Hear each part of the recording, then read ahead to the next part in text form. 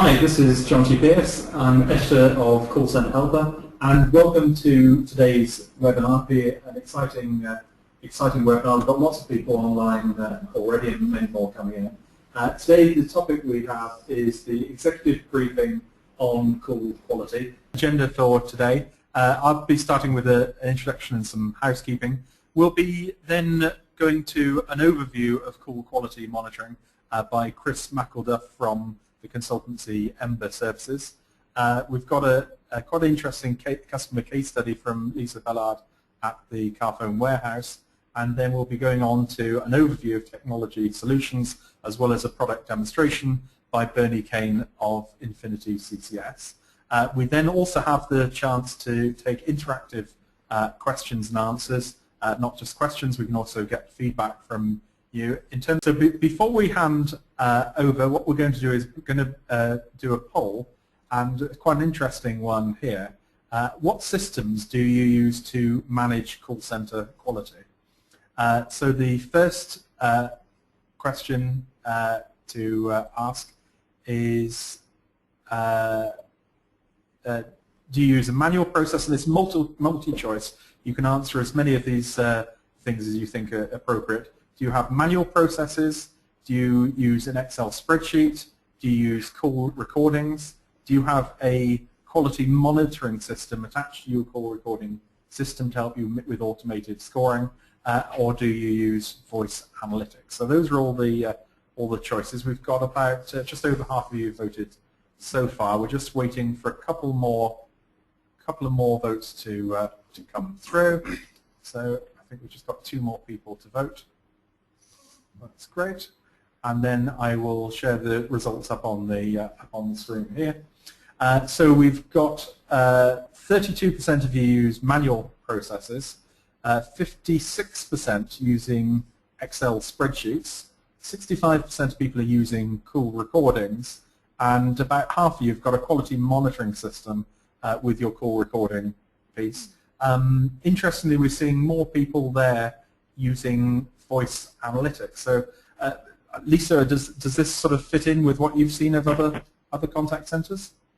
Yes, certainly. I think voice analytics is something that's certainly coming to the fore now, and that people are getting very interested in. I know we've done a test case with them, and it's brought out some really good insight into what our customers are doing and how our agents are behaving as well. Yeah, and I think certainly one of the interesting things I've seen is that we've still got there. Looks like 35% of people are not using call recordings there.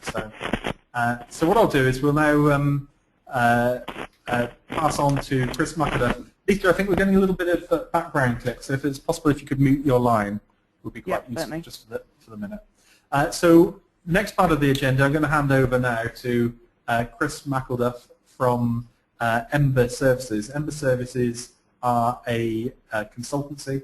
We'll just get the slides up on the screen here. And he's going to be going through an overview of measurement and call quality. Chris, if you'd like to. Thanks, John T, and good afternoon, everyone. As John T said, my name's Chris McElduff. I work for a specialist customer management consultancy called Ember Services. I'm also Scottish and from an area in Scotland called Fife, so I have a tendency to talk far too quickly. So John T and Bernie, who are with me today, are under open permission to give me a kick if my pace and accent start to go off track. But just a couple of words on Ember. Ember's a consulting firm who we help clients to appraise how well they support and develop their customers through detailed review, in-depth analysis, and critically relevant benchmarking.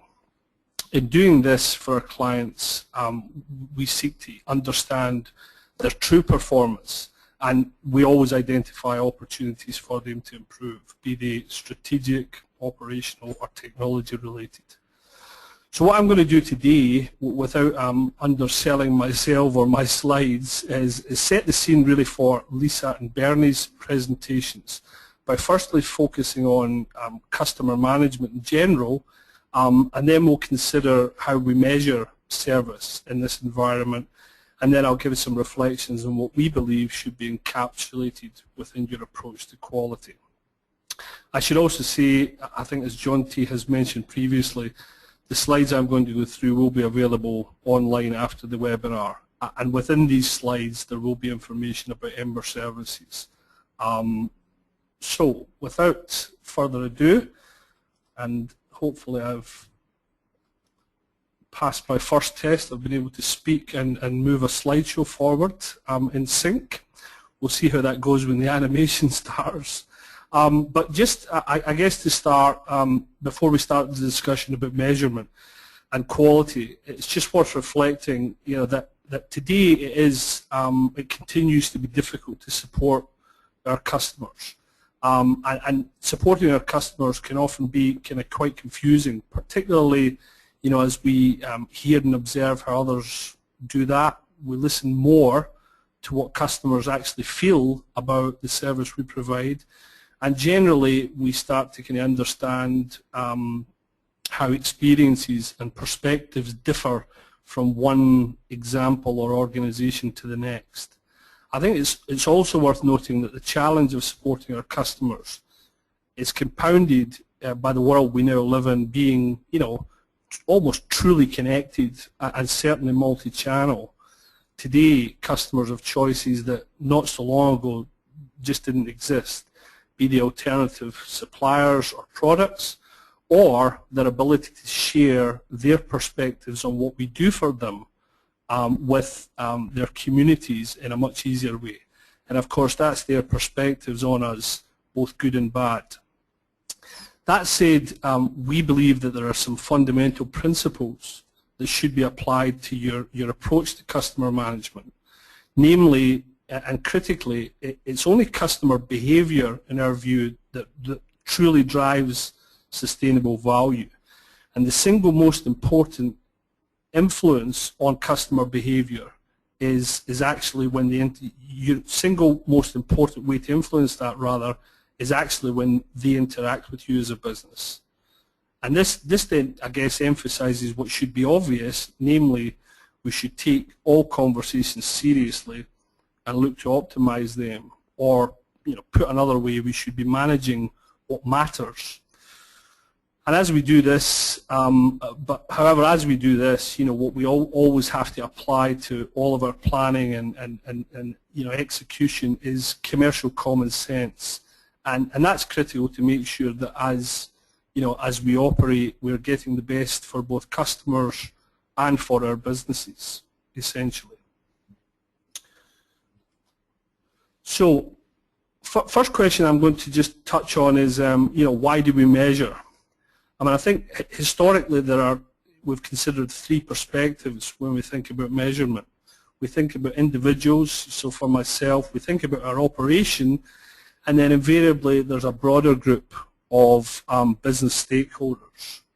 In recent years, and by recent I don't mean the last year, I mean over a good number of years, what's been positive has that we have started to consider, see more emphasis on what the customer thinks of us, and this is without doubt, absolutely essential in how any organisation should measure today. Because I think fundamentally, if we don't do that, it is akin, to looking in the mirror and scoring how good looking you are, which, certainly in my case, I'm not often right at. So I think, that perspective that looks at the internal consideration as well as the customer is key. So if we categorize these measures, they principally, we characterize them as, how do we improve what we do? How do we control what we do? Or simply, how do we comply with our processes? What's key, however, is to understand and focus on actions that will generate improvement. So, on that subject, so in considering that, how do we generate improvement? So let's, I guess, initially consider how we organize our business or a service. We design our capability around inputs, interfaces, and we look to try and achieve desired outcomes. As I've mentioned earlier, fundamentally, we believe influencing customer behavior is the key to sustainable value, creating sustainable value. So in looking at interfaces to the customer and the outcomes we achieve, where can we achieve the greatest insights to try and influence that customer behavior? It's in those interfaces and outcomes. So in our view, this is often an area that is significantly lacking in terms of how organizations measure themselves. And it's also in this area that we should be asking insightful questions like, why are we selling? Why is the customer unhappy? Through our measurement, and not simply questions, that might be, did we mention the customer's name 3 times during the call? So, just on to the next slide here. So what do we as Ember see? What's happening in most contact centres? Well, essentially, we see too much emphasis still being put on non-actionable metrics, which tend to be inwardly focused, consider too much inputs and inappropriate outputs, rather than measures that will influence customer behavior. As organizations often do benchmarks, organizations do this, the benchmarks they set, and use can often be more about their ego or insecurity than benchmarks that can really help the business know how it's performing. We also see quality monitoring systems that are too often imbalanced by compliance and risk. We've had a couple of questions on the slide asking which is the picture of you there, Chris? I should have saw that one coming. I'd love to see a combination of I'd love to see the chap that's the reflection in the mirror, but those who know me will know it's probably more like the bottom illustration. Hairy and ugly is closest to that. And John T, I hope you'll let me know who posed that question, and I can buy them a drink sometime. So yeah, that's knocked me at my stride. I did think I was particularly kind of good looking until I answered that question. So yeah, but back to the point, we do see quality monitoring systems often imbalanced by compliance and risk, and fundamentally much of what is measured focuses on did we follow the process rather than did we get the desired outcome. Another interesting thing we see today, particularly in this multi-channel environment that I described, is too often non-voice conversations with customers are not measured. And as we shift towards more of a multi-channel kind of conversation or interaction environment with customers, this becomes more and more of an issue. In essence, we see this as organizations simply with their eyes and ears closed to what is becoming an increasingly critical form of contact for customers. The next thing we also see all too regularly, and quite alarmingly when you consider the effort that goes in within organizations, is staff, and that's mostly advisors and frontline managers, get very little from what's measured. So it's all very well to have performance management systems that take account of how many times we did something, but how about how can I make a difference, and how do we incorporate that into our thinking and measurement? This is sadly also the case, we believe, for customers. And whilst I talked about it being encouraging to see more of what the customer thinks being included in how we measure earlier, too often little or nothing is done with that will individually impact the customer behavior positively. And that's disappointing, particularly when they've taken the time to give us that feedback. So essentially what we see is many contact centres, in many contact centres, the measurement system does not really drive improvement. But, there are significant costs tied up in, in how we capture and appraise our contact. significant costs that generally have limited insight, and their ability to influence customer behaviour and create sustainable value is not as good as it should be. So when considering quality, I think I intimated I'd get out a sequence between my my notes and my slides here.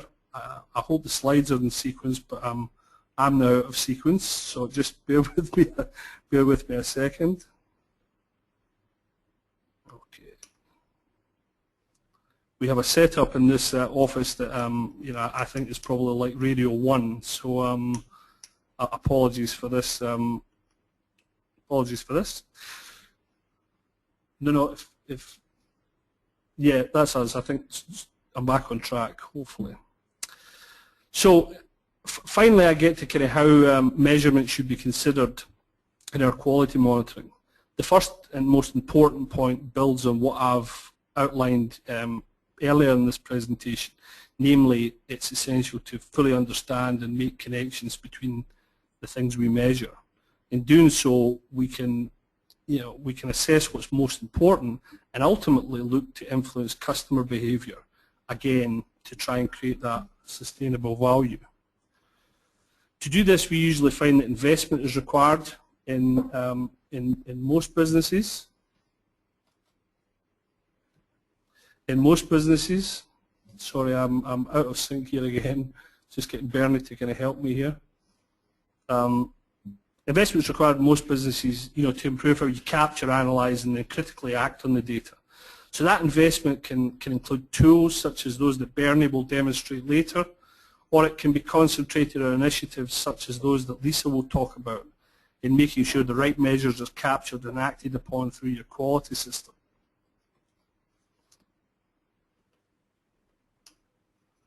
Regardless, however, I think it's absolutely essential to say that, you know, your quality system has to have integrity, and it needs to be statistically sound, as ultimately big decisions should be taken based on what we've measured.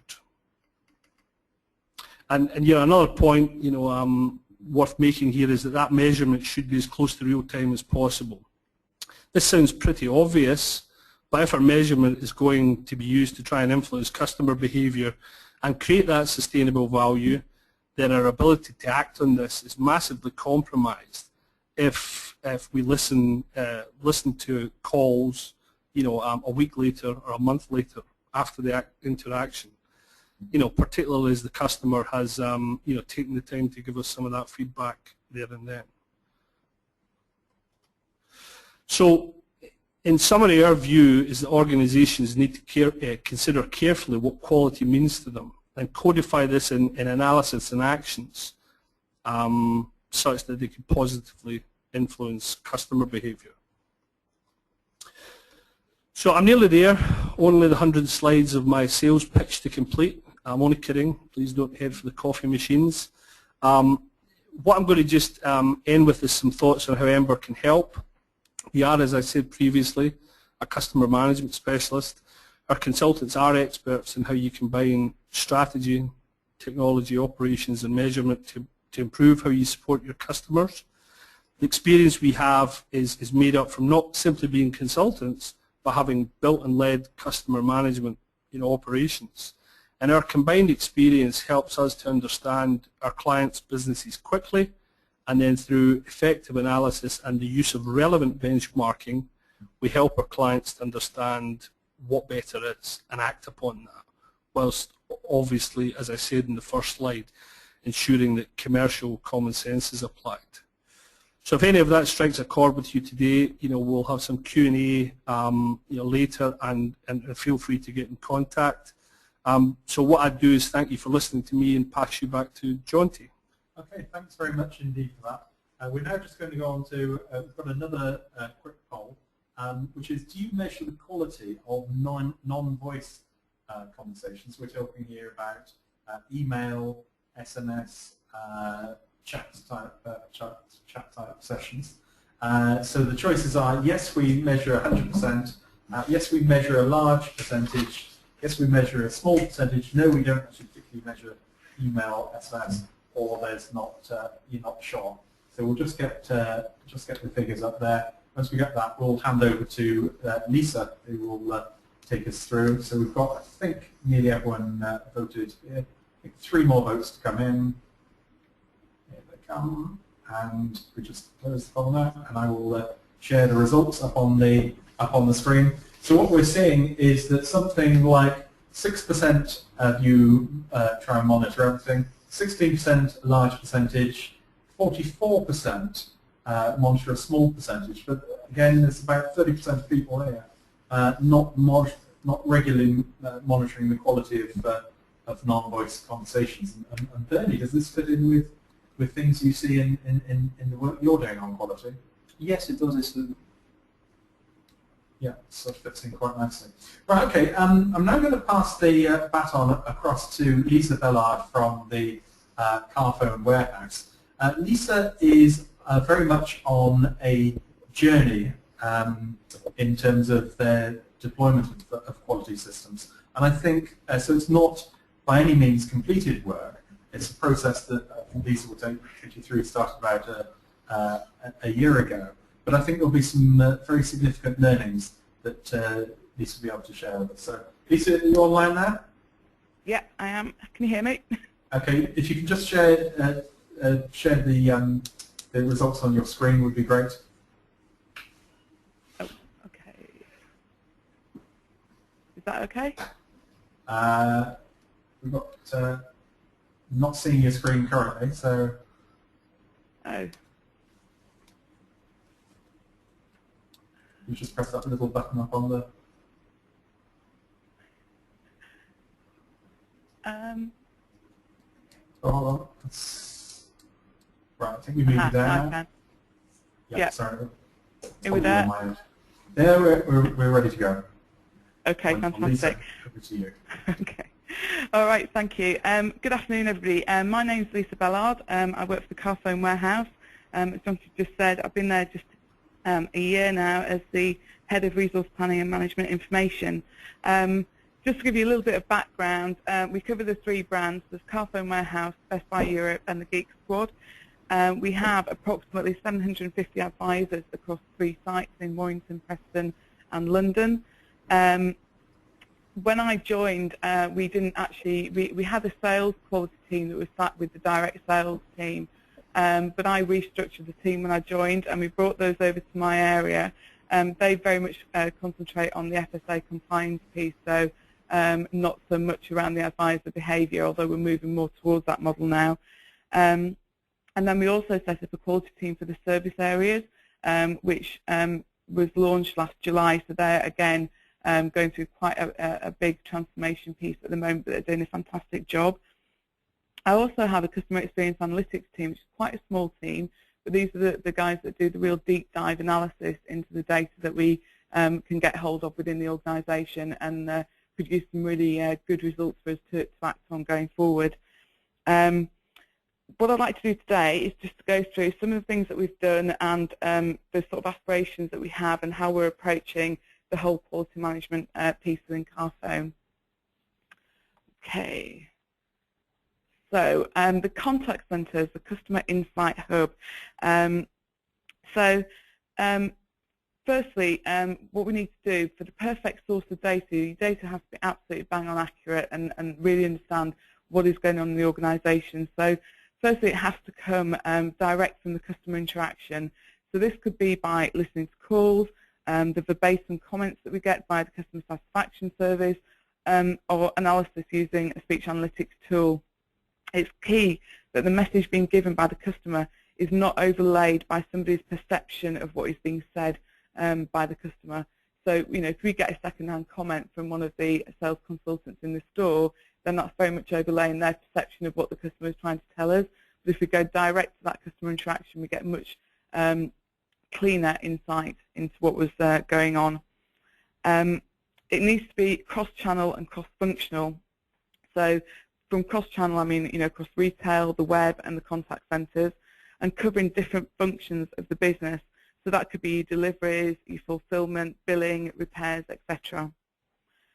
It needs to be collected in a controlled environment, either through a speech analytics tool, the customer satisfaction surveys, or quality monitoring. The sample size or volume of the data needs to be significant, and this removes then the chance of any of the small anomalies that you will always get skewing the analysis results. We need to have reliable and constant data capture to ensure that we don't fall into the trap of cherry-picking the data that we analyse to get the result that we want.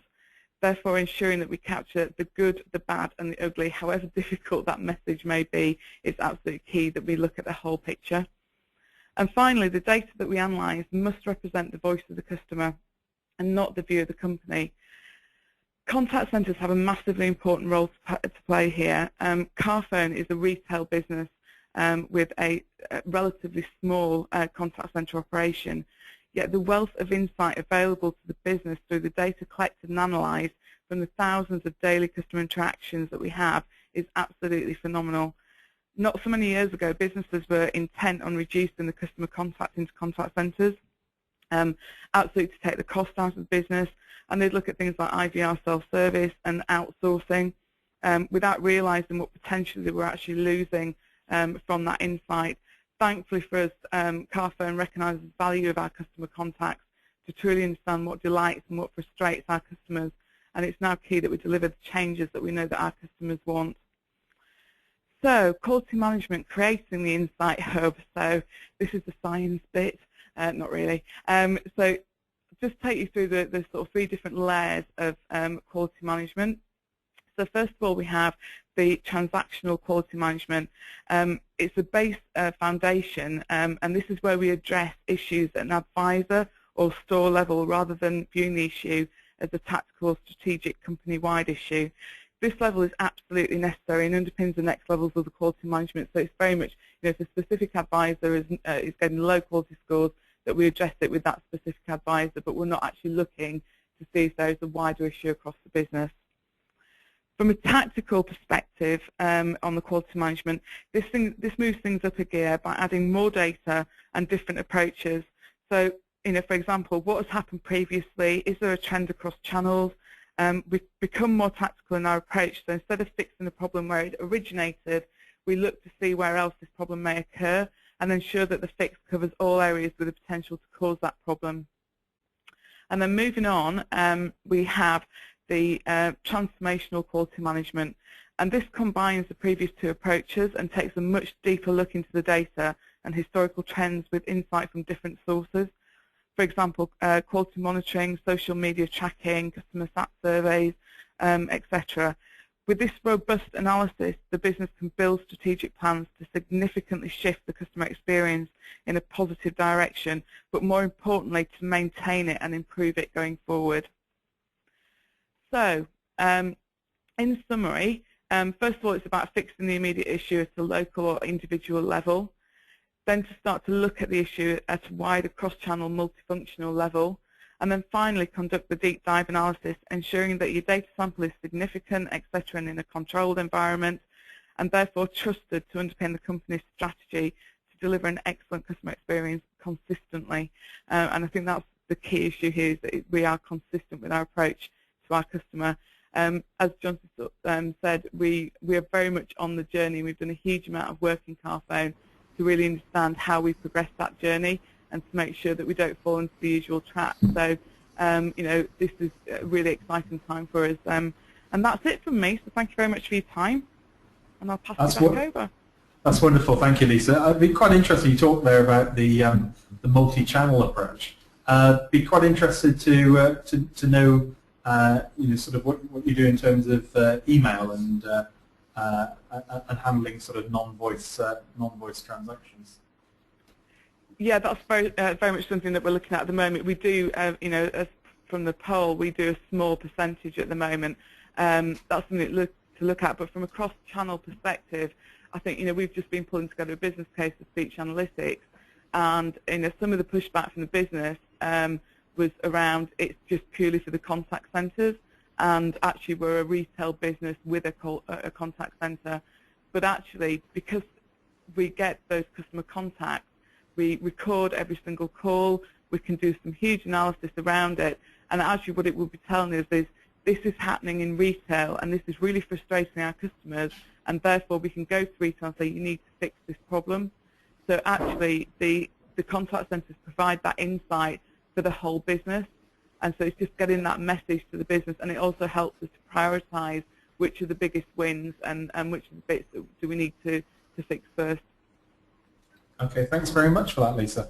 Well, the next section on the agenda is, and just a reminder that anyone can answer questions at any time, and even if you've got some of your experiences you'd like to share, you'd like to leave that in the question box. I'm now going to hand across to Bernie Kane from Infinity CCS, and Bernie's going to take us through a sort of short presentation, a product demonstration, describing some of the quality solutions that are available to help automate the process.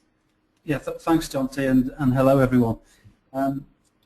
As much as John T says it's a short presentation, I'm going to try and keep it as short as possible, but there are, just please bear with me because we've got a few PowerPoint slides to get through before we get to the actual demo itself. But if you have any burning questions as we work through it, then please fire them over to John T and we'll try and answer them as we work through.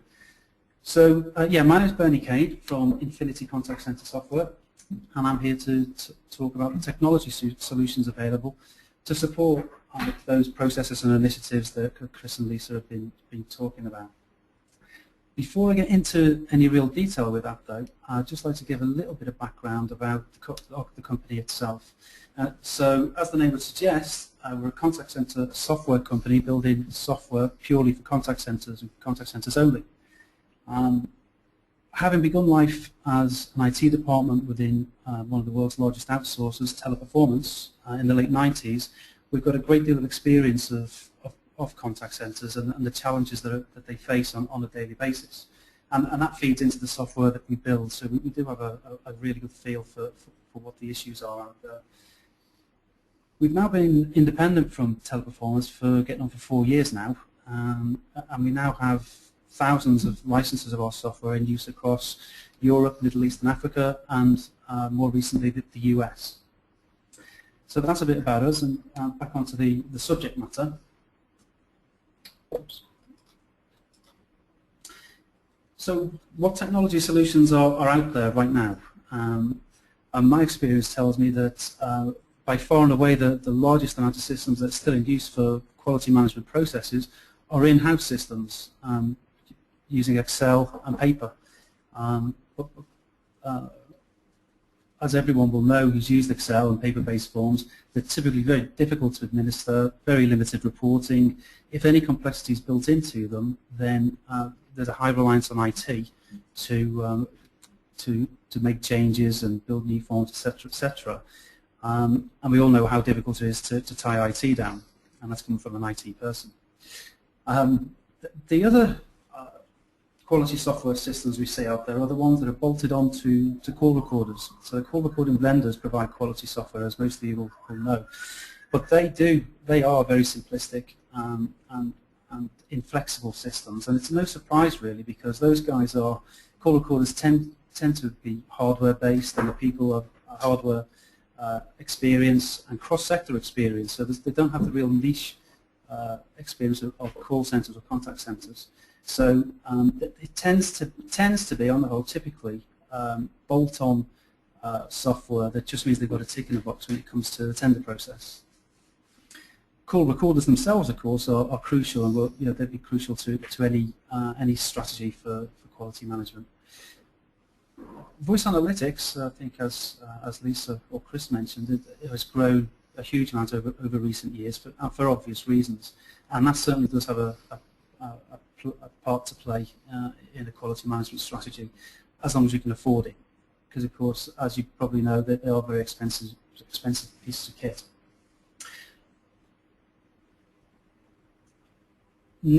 Although they're both important to a quality management strategy, neither of them on their own provide a foundation to support those strategies. What I want to talk about in a little more detail are the very few systems out there that are tailored quality assurance systems that are completely independent of all other systems. So when it comes to choosing a system, how do you go about it? Well, I think what we need to think back to is the advice that both Chris and Lisa have provided and start asking the questions. For instance, does the system support actionable intelligence or business improvement by providing the outputs to drive business improvement? The answer with Infinity is that yes, it does. It's been designed to do just that, to provide the right information to the right people in the right time frame, and the time frame being critically important. So there's a whole load of real-time information that comes out of the system, but the information that comes out is in the two main forms. One is configurable role-based analysis tools where we can spot trends and peaks and troughs and investigate further, and the second is in automated alerting to send SMSs and emails out when exceptions occur.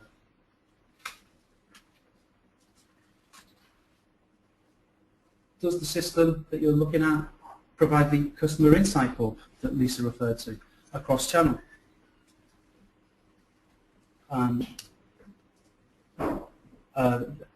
Sorry, just got distracted there for a second. Well, Infinity does provide it integrations to other systems or by use of its own additional modules, and is equally capable of taking voice as well as non-voice interest. So email and web chat can be, information can be drawn into. If I just move on a little bit further. We're going to take a closer look at Infinity here, and there's just a couple of slides I want to move through to explain it before I move into it. But the Infinity system itself has been designed around call center processes, typical call center processes and roles. And one of the unique things about Infinity is that not only does it detect non-compliant interactions or poor performance, it also manages the corrective process, that feedback loop, if you like, to manage the behavioural change of the advisor, which is often required to turn the advisor around. So what's it actually look like? What we've done with Infinity is hide a lot of the complexity behind the scenes, if there is any complexity in your particular configuration.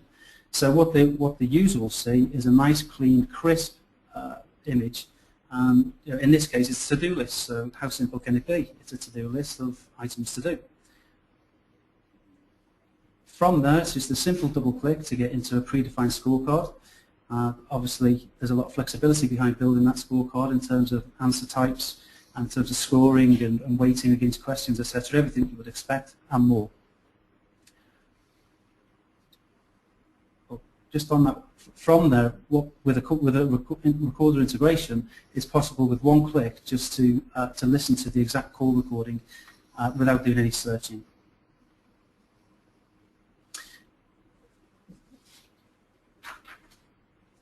So as well as prompting the corrective process, we keep a complete audit trail of everything from the initial red flag detection through to the corrective behaviour.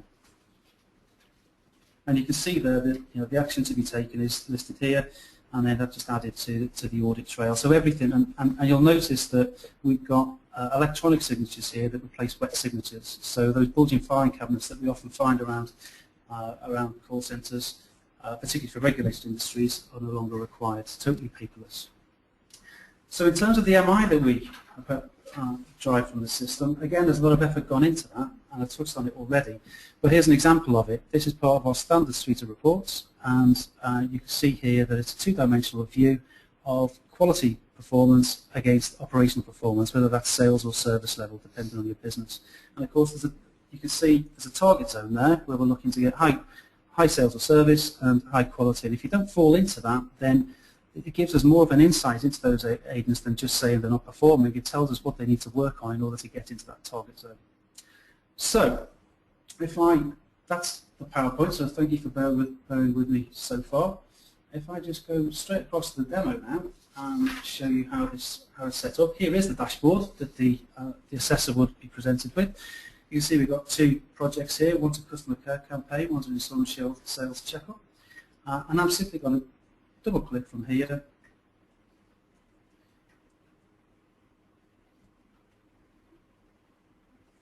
straight into the scorecard. So what you're presented with is that predefined scorecard that I mentioned earlier. You'll notice that we've got a contact ID and a history reference here, and what the example is, what I'm showing here is an Infinity Quality Assurance working with a CRM or contact management system. What we're not integrated to is the call recorder, but if we were, so we just hit the listen button and away we go, we're listening to the call. To speed, if you don't have the integration, we have an ability to speed the search up when you get into it. So in terms of the call date, the call time, and the extension number for that specific interaction, we can provide that here, because we're looking at the contact and the fact that we're going to look at sales for this particular campaign, and there's the history record for us. So it's the exact interaction that we're interested in, that we'll be listening to. So the process is now quite simply we work through and answer the questions as we're listening to the call recording, fast forward and rewinding as we see fit. And you can see here we've got some different types of questions here. DPA checks have to be done every time, so there's no not applicable to be applied there. We've got list type information to say how things were done, etc., etc. So lots of flexibility around the questions. But as we're listening to the recording, we might hear everything might sound like it's going well, but what about the data that was captured? Well, again, because we've got the integration to it, we can look at the data that was collected. So if we're trying to enrich the information that we're capturing during the course of the call by asking for email information of our customers, and the agent hasn't collected it, then we can see it here, and then perhaps go back to the response form and put some comments in about that. Comments here. So there you go, very simple. We've all seen these sort of forms before, but if I try and save that now, the system won't let me because I haven't put an answer in for all the questions, and it helpfully highlights those questions.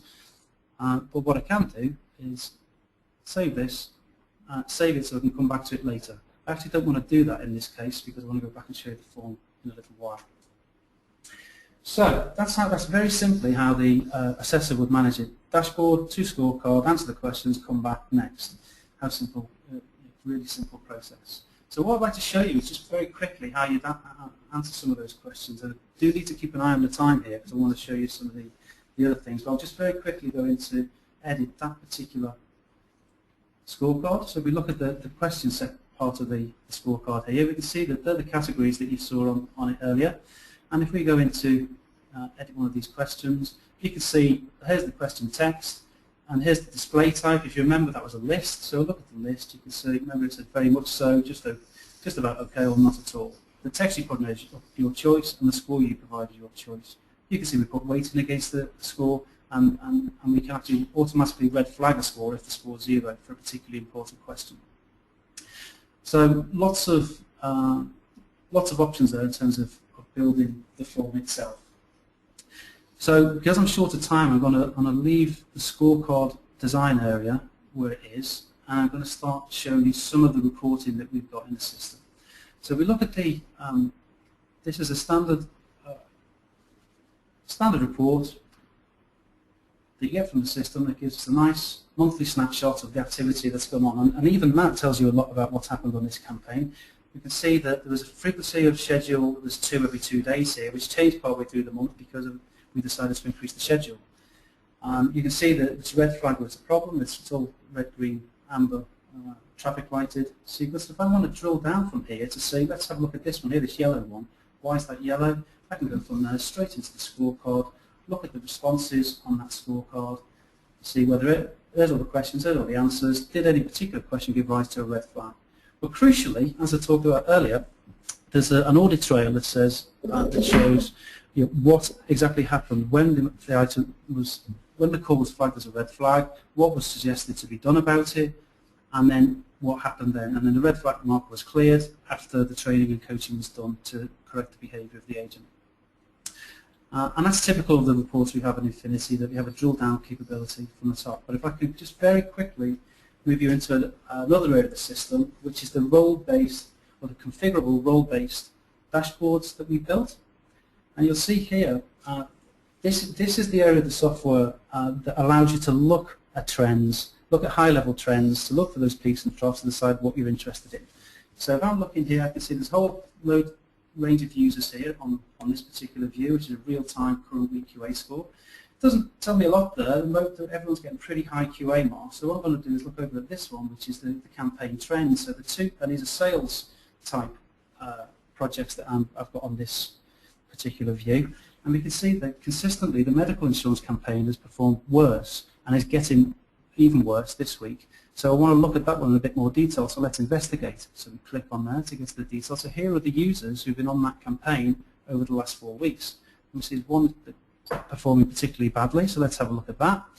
So beneath there, that then shows us there's only 2 assessments been done for this particular advisor, and one of them happens to be a missed cell, so the only 2 could explain why it's so low. But while I'm here, let's have a look at the reason. Well, you can see it's a big red flag here, so let's look at the feedback again. So again, an audit trail of what's going on to correct that particular advisor. However, if it was red flags or missed cells, as we term it in this example, I was interested in, I would look at the real-time missed cells by campaign and see that the medical insurance one has had a couple of missed cells. So let's go down that route to find the same information. Missed cell came to exactly the same place. So I know it's been a bit of a whistle-stop run-through of that, but hopefully that's given you an idea for the kind of MI that you can get from the system and how we provide the facility to provide those outputs that drive business improvement, and how we can integrate to the systems to provide the customer insight hub and provide the foundation for the strategies associated with quality management. So on that, I'll just hand it back over to John T. Okay, thanks very much for that, Bernie. I think it's a very fascinating insight there. And I certainly think things like, being able to monitor mis-selling as part of the quality system, I think, in certain sectors such as, financial services, it's actually going to be quite critical, because if you don't do that, then, you're liable to some quite large fines. So we're now on to any questions. People can ask questions in there. There's a couple of questions I'm going to ask Bernie that came up during your presentation, and I'll ask some of Lisa and Chris. The first question is that does Infinity have a call recording facility, or does it work alongside a call recorder? Well, we don't have our own call recorder out of the box, so we would tend to work alongside a NICE or a Witness or a Redbox or whatever. As long as you have an API to that recorder, then we will be able to integrate to it. And how easy is the integration? And Carl has written in saying it's quite often quite problematic. I mean, is it going to the level where you can pull up an evaluation and click to listen to a sound file? Oh, absolutely. With the integration, all we need to do is keep a reference to the call recording against the history record, and then once you launch the player for that particular recorder, you're listening to exactly the right call. Yeah, excellent. And are you able to deal with things like PCI compliance? Was a question that has been sent in? Yes, absolutely. And PCI compliance with QA is not the major issue really. PCI is taking the customer's payment details whilst during the transaction, but in terms of presenting the data to on the data tab of Infinity here, again, we can use there's encryption techniques we can use to hash that out and what have you. But the contact management side of Infinity is PCI compliant. Yeah, I think it is more the call recording side that is slightly separate to this. And if there is a little plug, our next webinar on the 3rd of March will also be looking at PCI compliance. Well, I've got a couple of questions as well that's come through, and Lisa, perhaps you might have a view on this one. All our calls are listened to within 24 hours of being made, and feedback is given to the agent. Do you think sort of feedback within 24 hours is quick enough, Lisa? Yeah, I think that's quite a reasonable turnaround. It's the sooner the call has taken place and the sooner it's fed back, the better, because it's still fresh in the advisor's mind, and they can really remember it. But yeah, I think 24 hours is probably a reasonable turnaround, but to aim to do it as quickly as possible. And so it's tied around that. A similar question from Christine is asking sort of how many calls are evaluated per agent in relation to the number of calls that you're taking. We don't actually, right, okay, so the number of calls that we take on a daily basis overall, the only measure that I have sort of to hand is that we do 6 calls per advisor per month. So that's kind of how it looks. I can certainly, for the answers on the slides for tomorrow, get some more detail around that for you. Yeah, and I think a lot of the things we see is that sort of between sort of 4 and 10 calls per agent per month is a typical number to measure. I know that Chris, when in a lot of contact centres, that's often the target, and when things get really busy, that I guess that probably falls away on the wayside. Yeah, I mean, I think what you can have in lots of contact centres, again, depending on the performance systems, is things being deferred and done at a later date. If a team leader has to go and listen to a set amount of customer calls with their advisors in a monthly period, you tend to have lots of that happening well after the event and generally just before the deadline. I think this is an area though where the closer to the interaction we can do it, as I said earlier, the better and more impactful that can be. And it's certainly an area where some of the analytics technology, which is kind of coming to the fore now, has the potential to help us cover the ground and identify and provide some feedback and insight more closer to real time. Yeah. Can I just sort of add sorry, can I just add a little bit more into that? For monitoring calls, perfection would be that we'd monitor 100% of them, but you'd end up with a quality team bigger than the number of advisors that you have in the contact centre. So from a cost perspective, it's just unfeasible to do that. And I think that's, you'll still only probably monitor between 2 and 5% of your overall call volume that's coming through, which is a minute number of calls and not, the best that we could do. However, that's where speech analytics comes in, that can monitor and trend 100% of the calls that you take, and it's whether or not the business is willing to invest in that kind of kit to do that. And the next question we've been sent in is by Margarita. She asks, what are the most important points that should be measured when monitoring quality of emails, irrespective of the industry the contact centre is in? So, I mean, this may be a question we can also ask the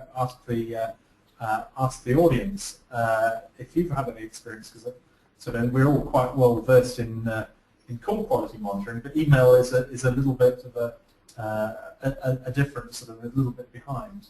Bernie, have you got any thoughts about what some of the key things to look for in monitoring the quality of an email? You caught me out there, John, so I haven't got anything off the top of my head. Lisa, is there anything that it's quite a difficult one to do. I guess at the end of the day, it's is the issue that the customer's emailed in resolved at first? Is it a first time fix on there? And then you've got how was it?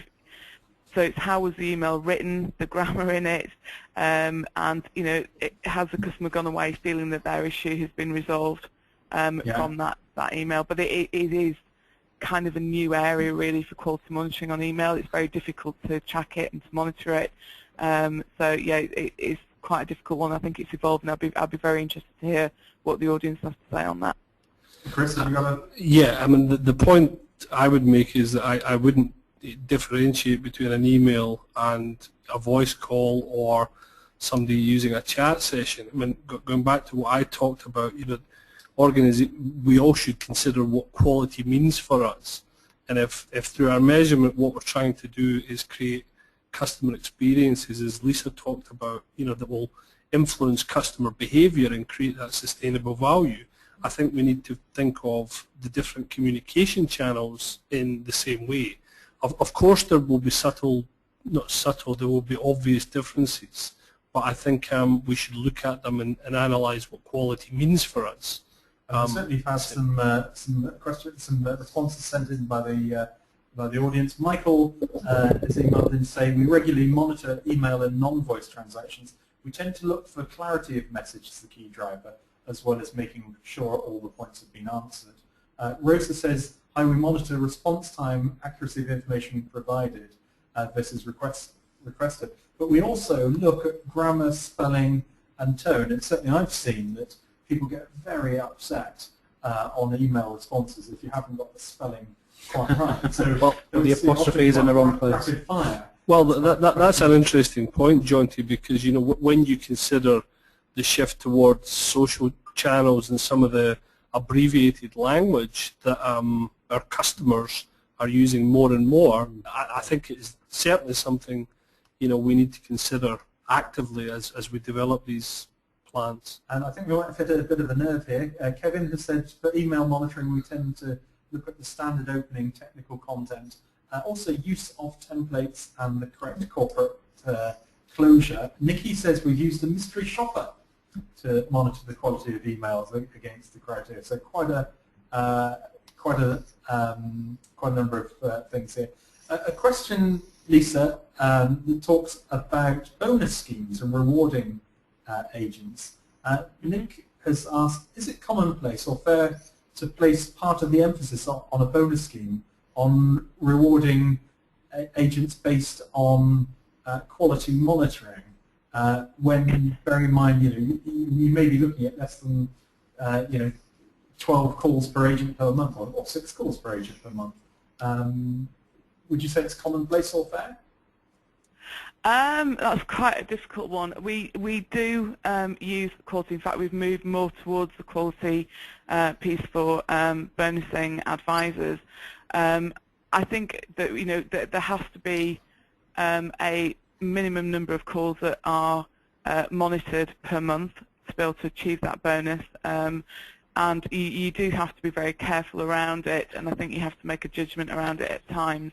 But it is to be very careful with bonus schemes, and that it doesn't drive the wrong behaviours. So they are very complex to set up, and you need to make sure that you have very balanced KPIs for the advisors to be able to achieve their bonus. Otherwise, you will just drive the wrong behaviour. So we've spent a huge amount of time looking at what it is that we use to be able to bonus them fairly. One thing that we did launch before my time was on MPS, individual MPS scores, and it just didn't land properly because it was so unfair that a certain advisor could just get a customer that's had a really bad experience, say in the store, and would not give Carphone a good MPS score, no matter how well that advisor managed that call. So you just have to be very, very careful, as to how you set those up, and you need to have a very experienced team looking at bonus schemes to get the right behaviours coming out of them. Yeah, wonderful. And we've got a couple more comments coming back on the email. Zoe has said, we set scoring as with calls. It's the process we monitor in the email. Was it personalised? Were all the questions answered? Did they thank the customer for their contact? And did we offer follow-up pieces in there as well? And Debbie said we regularly monitor our email chat and social media conversations, which is another piece. We focus on all aspects, but particularly the tone or the perceived tone of the writing. Well, I'm afraid that's all that we've got time for